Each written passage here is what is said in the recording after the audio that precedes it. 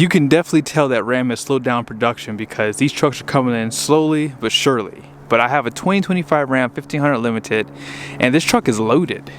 And I borrowed it from Larry H. Miller, Chrysler Jeep Dodge Ram here in Sandy, Utah. This truck is available for sale. Let's go and check out the one sticker so you guys see all the options and features on this build. At the very top is the description. And then here's the base price, $75,155. And then here is a short listing of the standard equipment. Be sure to pause it. Starting off the options, the ivory white tricoat for $795, trailer tow group for $1195, and that limited level A is $4,700. That is a lot of money. And you guys see what's coming in there. Chrome power fold trailer tow mirrors. Lastly, dual pane panoramic sunroof. Destination comes in at $1995 with a total price of $86,295. And then here are the fuel economy numbers. This is definitely a lot of money, especially considering this is no longer the top trim level. The Limited Longhorn has a higher starting price than the Limited now, and they just released the Tungsten for this 2025 model year. I haven't seen one yet, but hopefully really soon. Now on the front end, you guys can see the headlights. They do have these animations. Check them out. Pretty cool. And you have this satin finish in the center of the grille here. And then you have this bright chrome around the rest of it. Recovery hooks down below, parking sensors. There is a camera on the front end. However, there is an option on this truck which is crazy at this price point. Chrome bumpers come standard. You can get them painted.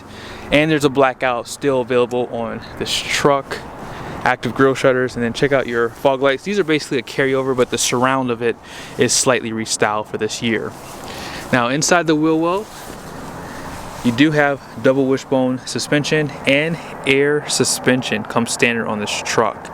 Plastic trimming on that wheel well liner, and then here are the tires. 20-inch wheels do come standard. There are 22 inches available if you like that. Bridgestone dual tires. This is pretty typical on the half-ton segment. And then here's that tire size: 275, 55, 20. And then the capacity per tire is going to be 2,535 pounds. Max PSI is 44. And this truck does have the fender flares too, front and rear. And then here's some of the badging right there. And then here's just a quick look on this side for the suspension. You can see that sway bar a little bit better on this side too. And there are those huge tow mirrors.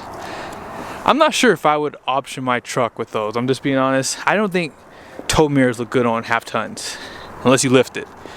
Side view, this ivory white looks perfect, especially with the chrome. I'm not a big fan of it, but it looks great on this truck. And they still have that same trimming down below. It says Limited at the very front of it. And one thing I love about this truck are how thin those power deployable running boards are. They do say Ram on the back of them right there. And they're pretty inconspicuous. You don't really see them. 33-gallon fuel tank. And you do have to burn premium with this truck too, so just keep that in mind. 91 octane plus, and it's required when you see that sticker. It's not recommended. There is a liner out back, and that air suspension is on all four corners. And then this one does have the Ram boxes. It says Ram box right there, and it is electronical too. They do provide a 400-watt plug in here. Great storage, and you know, keeps the bed clean too if you want to put some of your stuff in there. LED lights right there. And you have these full LED tail lights. Let's see if it does a dance on those rear ones too. Yep, it does. So they still have those animations on the tail lights out back. And then they have that big Ram badge. Only truck that used to get that in 2024 was the Rebel. But so far it's just a clean look here. Chrome bumpers, class 4 hitch right there. And they do give you a camera input. Never seen one. Oh wow, that's an interesting plug right there. I've never seen that before. And this is what looks to be a 12-way plug here, which is for video. And then you have your 7 and 4 pin. LED lights for license plate. And there is a light down here. This is power, by the way, too. And with the Ram boxes, you do lose a little bit of space in here, but not much. You can see those light tie downs. They give you 4, not including the ones that are in that system here. And at the very top there, you do have a camera for the rear view mirror. Now let's see if I can tip it up with my leg. Yep, you sure can. And then here's the key. So you can put it down obviously with this too, and then you can control the air suspension as well. Now because this has the high output standard, you're gonna have the upgraded axle on this truck, so 392. Donut style wheel and tire, which is always a negative on these expensive trucks these days. And let's go ahead and pop the hood and talk about this Hurricane. Under the hood is the very controversial 3-liter inline 6 Hurricane engine. It's twin turbo, as you guys can see there. And a lot of people are having a hard time adjusting because people who buy Dodge products want that big Hemi V8. And I will admit to you guys, most people won't miss it because this engine does put out some ridiculous power. When I drove the truck over to this lot, there was a little bit of turbo spool, a little bit of blow off valve sound. I was like, you know, I might be selling myself on these new engines. But listen, I think that Ram did fail by not at least offering the V8 for 3 more years. Just my opinion. You know, allow people to have a choice, and then you'll see that most people will still choose this option. With that being said, this engine is going to have 540 horsepower and 521 pound-feet of torque. If you don't remember, the 5.7 that it replaced with e-torque was like 395 horsepower, something like that, 410 pound-feet of torque. So yeah, this is in a different league. 26 pounds of boost, 9.5 to 1 compression, which is why you have to burn premium in this engine. And it is an overbuilt engine, so don't sell it short. It definitely is overbuilt. It still has the reliable 8 HP 75 8-speed transmission behind it. And I don't know the gears on that. I don't know how deep they are. I'm pretty sure they're in the 4s on the first gear for sure. But let's go ahead and check out this interior. I know some of you still think I'm a Ram fanboy, and I'm just going to tell you right now, you can say what you want to say, but Ram is just killing on the interiors. They kill it. This attention to detail is just perfect. Look at the stitching pattern in that leather right there. The wood trimming is subtle, it's perfect, it's still porous. I'm not sure if it's the real wood that they did in 2024 and earlier pickups, but all this is soft touch. Harman Kardon does come standard 19 speaker. And you have auto up and down for the front windows, not the rear. And check out all these controls just for your outside mirrors. There is a ton. You have lights front and rear. You can control the convex. They're both heated. And of course they are power tow mode, so that's a part of the equation what you see here. But the speaker grille is beautiful. They just did a good job. I mean, there is a lot of hard plastics down here, but this interior is just on another level. Tilt and telescoping steering wheel. I would like to see it power because GM does that, and Ford.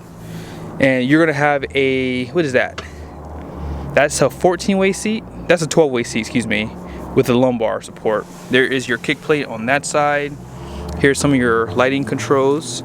You do have power pedals down below, and then that button down below here is gonna be to turn on your power plugs, electronic parking brake. Let's go ahead and check out the interior on the passenger side. Now notice this black chrome that they give you around the interior too. One negative thing about this interior, they did add this fabric material to the seats, especially up top here, and that is definitely cost cutting. This is how they can cheap out just a little bit on this trim level. Great stitching pattern still. And then you have a screen, I call it the co-pilot screen, and then leather wrapping on your grab handles. All this is wrapped in leather. I like the design on this. You can actually feel like those little, I guess like circles. That's not even circles, like I don't know what that is, like squares. It's like multi-dimensional for sure. But yeah, this is really nice. No other truck has this. Piping and stitching is finished in gray. And then here is that center console. And they finally beat GMC in size for the infotainment screen. GM is 13.4, this is 14.4, so it's an inch bigger. Out back, the only thing missing is curtains. I just know that some people like that. Toyota has it, and they should do it. No leather back here, however. 60/40 bench. Now what Toyota doesn't have is a flat floor surface, and they don't have this either. Check this out. These seats do recline. Now this leather is definitely real for sure. It felt like the same leather that's in my 2019 that I had. And your armrests, they still give you that same design for the stitching. They don't have to do that back here. No one really cares. Down here, you have 4 USBs, 115 volt power plug, heated and ventilated outboard seats, air vents, seat back pockets. Man, this is a nice truck, guys. Super nice truck. Best one in the market right now in terms of this overall luxury. And this is the biggest cab as well. 12-inch display right there. You can see that this does have the active driver assistance. That's what that's for. It's the sensor for it. And here are all the buttons on the steering wheel. You have drive modes now for 2025. Gear limiters right there. You still have the buttons on the rear of the steering wheel for like the volume and changing the station. Push button start. Full drive auto is a part of this package too. And let me go back here. I want to show you guys some of these drive modes. So they have sport, off-road, automatic, and snow, tow, and it pretty much goes back through it again. Now this screen, here's what I'll tell you. I'll be honest. That's a letdown. I don't know why they made the 360 be right next to the camera, backup camera. That was silly. It's too small. Like, why have this big screen with tiny camera views? Like, that's just silly. And then you have this camera view. I didn't see that this one had the bed view, so I don't see that down there. It only has for this, and you can zoom in for your trailer. That 4K camera is for the rearview mirror there. You have HomeLink, black headliner, LED lights, and I like how it has like a jewel effect to it too. It's just really nice. And then this is how you control that big sunroof. You can tilt it, you can open it. Also, you have that too. So when you have views like that over there, that's why I like to have big sunroofs, because when you're driving through the mountains, it's just nice to have that. And you know what else the other trucks don't have? Dual wireless chargers. I don't know of any other manufacturer that's doing that either. Trailer brakes right here, and this is for that trailer backup assist, which I would never use that. Tons of USBs down below. You have a HDMI for this guy here. I'm just going to turn it on for you guys. You can see it right there. There's tons of functions you can look at. You can put navigation in there. You can also control that from here too, so you can see that passenger screen. You can turn it off, turn it on. You can actually adjust your power running boards too. Dashboard for towing right there. And the screen doesn't look as big as the previous one, but I'm willing to bet you if I were to show you back to back, you would see just how big this screen is. But this is a big screen. This is interesting too, like for your trailer brake, they give you the gain on the screen, and then that trailer steering is right there. Your front and rear parking sensors are right there, and your air suspension can be controlled off of the screen too. So pretty cool that they do that. All in all, I think that Ram truly is one of the best. Did I show that to you guys already? Power plug down there. And then I like that they give you these covers. It just looks really nice. A little bit of storage back there. They give you a USB right there. Deep storage, so this does slide. So overall, I think it's one of the best trucks on the market. You can't beat a Ram when it comes down to what they offer you on their trucks, for sure. Now, last thing I'll show you guys really quickly, my favorite thing, you do have this button now. This is from the Wagoneers, where it just gives you this pop-up menu, which makes it a little bit easier to find all your stuff. They give you some gauges here. Hopefully you guys can see it. This is your oil level, so you don't have a dipstick any longer. Tire pressure, and then it shows you what drive mode you're in. It shows you where the air suspension is, idle and drive hours, and then back to your fuel economy. And I forgot to show you, this does have heads-up display as well. Here are the numbers on the door. Gross axle weight rating out front is going to be 3,900 pounds. The rear is 4,100 pounds, which is class leading for standard. Gross vehicle weight rating is going to be 7,100 pounds, and those wheels are 20 by 9 wide. All-in payload is going to be 1,238 pounds. Tire pressure is going to be 36 all the way around. Whether you like Ram or not, whether you're upset with them or not, this is truly a hard truck to beat, guys. It's not about being a fanboy, it's just what you see. I can see that this truck is just loaded, has a lot of features that you can't even get from the competitors. I mean, especially in the back. If you have older kids or if you carry your parents around, I would 100% get a Ram truck for my parents. If my parents live close to us and they were riding around with us, I would get this truck because of all the extra functionality that you have in the rear. Be sure to subscribe to the channel if you haven't done so yet.